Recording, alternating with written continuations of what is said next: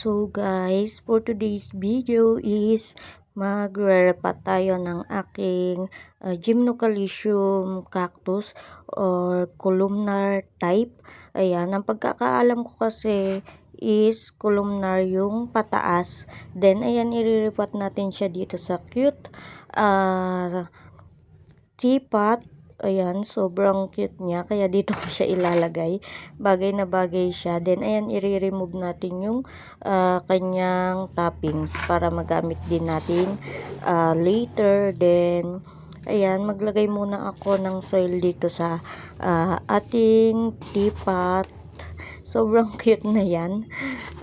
Saktong-sakto itong aking Gymnocalycium dito sa teapot na to kasi ano siya, pataas siya.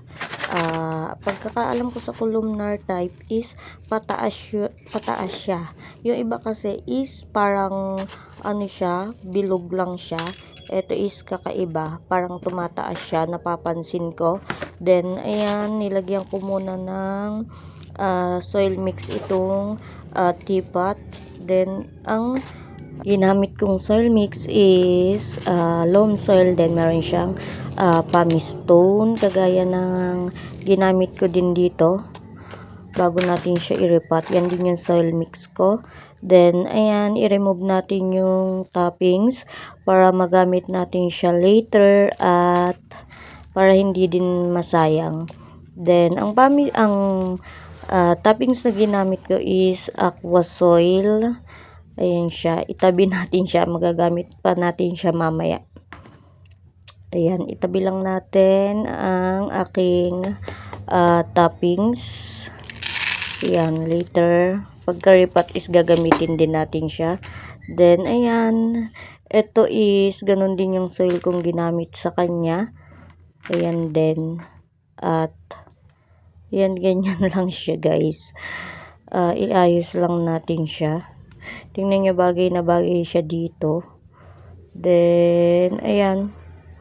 Ayusin lang natin siya. At, dagdagan natin siya ng soil mix para hindi siya masyadong nakabaon. Then, ayan. Ayan siya guys. Ayusin lang natin. Then, ang ganda-ganda na to. At, ayan. Ayusin. Ano natin siya. Baligtad natin kasi yung variegation para dito. Ayan. So, may design. Then, ayan. Para makita yung variegation niya sa harapan. Tingnan nyo yung teapot. Stitch. Kaya ko siya binili is favorite ko si Stitch. Then, ayan guys, lagyan na natin siya ng fertilizer na Osmocote. Then, dagdag lang tayo ng soil. At ayan guys, enjoy watching my video, my repotting.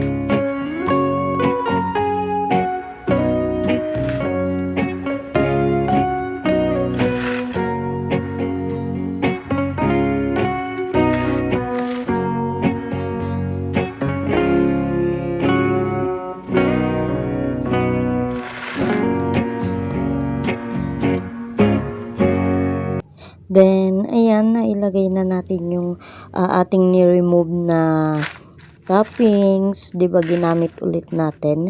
At ayan, ayusin lang natin yung mga toppings. Ang ganda din niya at nilagyan ko para ma-balance or hindi umuga-uga itong aking iniripat na gymnocalcium. Then ayan, 'di ba? Pansin nyo, pataas siya. Then half lang yung variegation niya. Ang ganda. Sana is mag full bar siya. Then ayan guys, aking nagawa for today's videos. Ayan, ayusin lang natin. Then ayan, tingnan niyo, pataas siya. At ayan, ito naman sa gilid is full green siya. Full green half variegation. Then ayan, pataas siya, diba? At ang cute niya, bagay siya dito sa teapot. At ayan guys, ayan na ang ating nagawa. And thank you for watching guys. Hope you enjoy this video. And bye. Thank you for watching.